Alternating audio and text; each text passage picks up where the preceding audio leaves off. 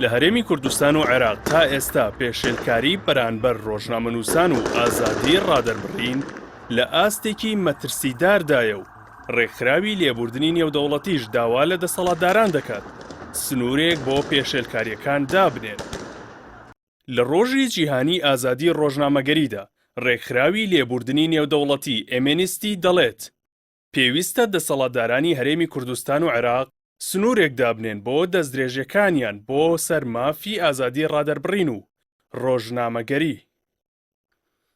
ڕێکخراوەکە لە راپۆرتێکدا داوا لە دەسەڵاتدارانی هەرێم و عێراق دەکات سنوورێک دابنێن بۆ دەستگیرکردنی هەڕەمەکی و لێدان و دادگاییکردنی نابەجێی ڕۆژنامەنووسان کە خۆی دەبینێتەوە لە بێزارکردن و هەڕەشە و هێرشکردنە سەر ڕۆژنامەنووسان و ئەمەش کاریگەری ترسناکی لەسەر مافی ئازادی ڕادەربڕین و ڕۆژنامەگەری لە هەرێمی کوردستان دروست کردووە.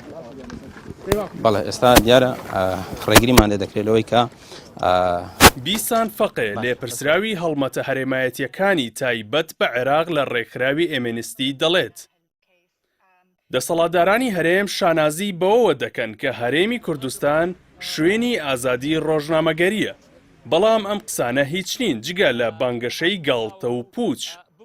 دەشڵێت ڕۆژنامەنووسان بەردەوام لەلایەن دەسەڵاتدارانەوە هێرشیان دەکرێتە سەر و هەڕەشەیان لێ دەکرێت، هەروەها بەناڕەوا دەستگیر دەکرێن و دادگایی دەکرێن، بە تایبەت ئەوانەی دژی گەندەڵی دەنووسن و ڕەخنە لە مامەڵەکانی دەسەڵاتداران دەگرن لەگەڵ پرسە کۆمەڵایەتیەکان. بە پێی بەیاننامەکەی ئێمێنیستی ژمارەیەک لە ڕۆژنامەنووسان ناچار بوون هەڵبێن یان واز لە کاری ڕۆژنامەنووسی بهێنن، هەروەها تا ئێستاش بەشێک لە ڕۆژنامەنووسان لە زیندانەکاندا سزا دەدرێن. هاوکات لە ساڵی 2023دا 37 حاڵەتی دەستگیرکردنی ڕۆژنامەنووسان تۆمار کراوە. 27 ڕۆژنامەنووسیش ڕوبەڕووی هێرش و هەڕەشە بووەتەوە. هەروەها لە 3 مانگی یەکەمی ئەم ساڵیشدا بەرپرسانی هەرێم لانی کەم 10 ڕۆژنامەنووسیان دەستگیر کردووە. ڕێکخراوی لێبوردنی نێودەوڵەتی لە راپۆرتەکەدا چیرۆکی دەستگیرکردن و زیندانیکردنی بەشێک لە ڕۆژنامەنووسان لەلایەن دەسەڵاتدارانی هەرێمەوە دەگێڕێتەوە و باس لە قارەمان شکری دەکات کە بەنهێنی و بە شێوەیەکی نادادپەروەرانە لەلایەن دادگای تاوانەکانی دهۆکەوە دادگایی کراوە و سزای 7 ساڵ زیندانی بەسەردا سەپێنراوە. ئێستاش لە زیندان سزاکەی تەواو نەبووە.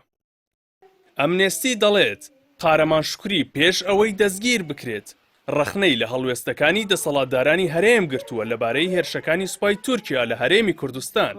پاشان ماوەی 4 مانگ دیار نەماوە و لە کۆتاییدا ئاسایش خێزانەکەی ئاگادار کردووەتەوە کە کوڕەکەیان دەستگیر کراوە. شوولە مساوری دەکیە و نەزیدەتە. بەپێی راپۆرتی ڕێکخراوی نێودەوڵەتی لە ماوەی 4 ساڵی ڕابردوودا لانی کەم 8 ڕۆژنامەنووس لە هەرێمی کوردستان هەڵاتون چونکە مەترسی لەسەر ژیانیان هەبوو. ئەو ڕۆژنامەنووسانە پێشتر لە میدیاکاندا کاریان کردووە و ڕەخنەیان لە بەرپرسان و گەندەڵیەکانی دەسەڵاتدارانی حکوومەتی ماوە بەسەرچووی هەرێم گرتووە. یەکێک لەو ڕۆژنامەنووسانەی لەگەڵ شێروان شێروانی کاری کردووە کە ئێستا لە زیندانە بە ئەمنێستی وتووە پێش ئەوەی ساڵی 2020 هەڵبێم و کوردستان بەجێ بێڵم. هێزەکانی ئاسایش و دەستگای پاراستنی پارتی زیاتر لە 10 جار دەستگیریان کردم بەبێ ئەوەی هیچ جارێک فەرمانی دەستگیرکردنم نیشان بدەن.